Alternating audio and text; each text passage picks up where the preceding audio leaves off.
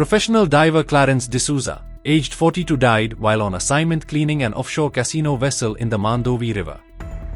He was a resident of Aldona.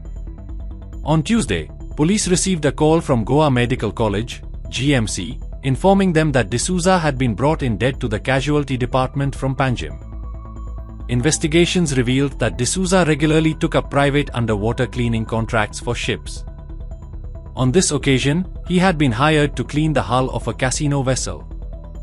According to Panjim police, D'Souza followed all necessary safety precautions and signed the company's safety checklist before diving.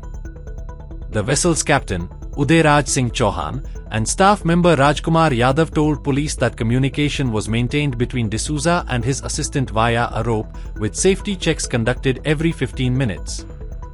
D'Souza reportedly responded to the first 4 checks. However, on the 5th attempt, he did not signal back. The assistant immediately pulled him out of the water, where he was found unconscious.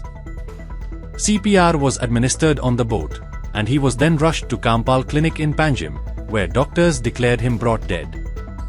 His body was later shifted to Goa Medical College in Bambolim. Panjim PSI Sahin Shetty is currently investigating the incident. Like, subscribe, and get notified.